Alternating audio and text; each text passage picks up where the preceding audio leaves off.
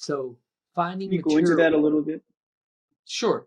Whenever we make up a product line, you have to, you, first of all, you have to think about the product cycle.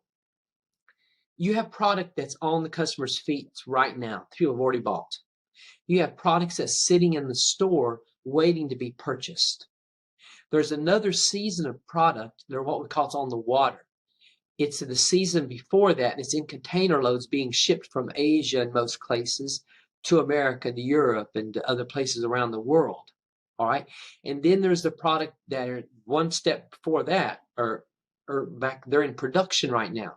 All right. Then before that, there's the development and the commercialization, the development of the project. So a couple seasons back in the process, right, that's being worked on. So, like right now, when we're starting products, we're actually 2 or 3 seasons before, at least before it actually hits the consumer's feet. So Mm. we're anticipating that the products that are out there now are selling and they're doing well, and that the next product that's going to be coming soon will do as well or better, and then the ones after that. And so we're having to anticipate and forecast. And how do you forecast fashion and trends? Extremely difficult. Who knows? So what we do in that world, we do, and I'm sure other industries do this, is that we look at other industries. We look at the automotive industries.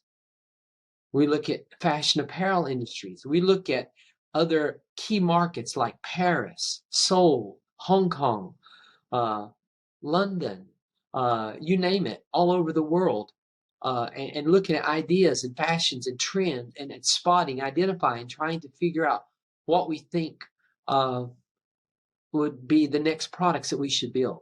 All right. And then what you have is you have what's called evolutionary products and revolutionary products. Okay. Most products are evolutionary. They're adjustments or tweaks on existing things. Most athletic shoes, you'll have a black version and a white version because they're usually the best sellers. But then you'll have your hero colors, or maybe blue or red or some kind of magenta or yellow or something, right? So there's a whole process of this where you're always looking and figuring out, trying to make a decision and making it. So that's why color choices, we would have what's called color palettes for each season, okay? And then we go and we work on those. So there's a lot of work, a lot of research and things in decision making, deciding those color palettes to be consistent, right? And then, so even that process is very in depth. I mean, it's, and I, even now, my wife's funny. She always uh, has my opinion on choices of things that she buys and things because she knows I've been trained in this, and I still have an eye for this and feel, and I can see something and I can say that would sell in Japan or that would sell in Hong Kong, but it wouldn't sell in Korea.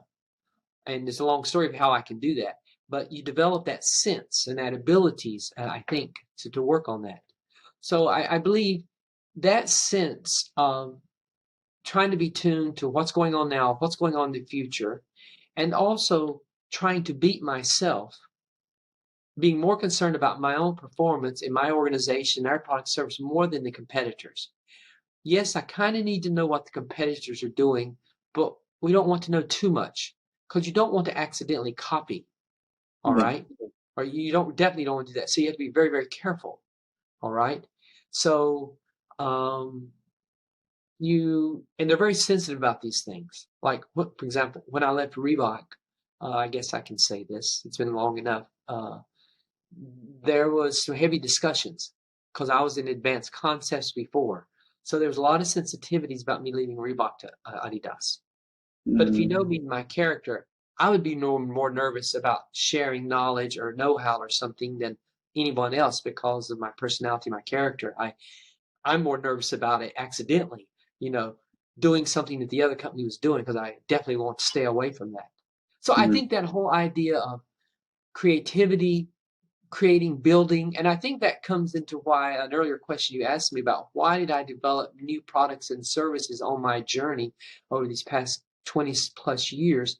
Part of that is trying to stay relevant, trying to stay important, trying to be sensitive to the needs. I'm more worried about not changing than changing. A lot of people don't want to change, even a lot of young people. And I say, you act like an old person. There are lots of young people there. They get very quickly, they get something that works and they're afraid to change or move beyond it. I'm not that way. As I work with my oldest son, who will be taking over my company eventually, I'm more concerned about his vision, where he thinks we should go, what we should be doing. Because I know I don't have a monopoly on all the ideas. And great ideas come from everywhere. And I think to be successful, we need to constantly be reinventing ourselves, re-looking at things, questioning, and getting better. If we don't, I think that's very risky. I think that's very risky if you don't do that. Yeah. I guess I answered your question. So a lot of things I Yes, you learned. did. I think I evolved in that. I think that's helped me a lot actually in my way of thinking.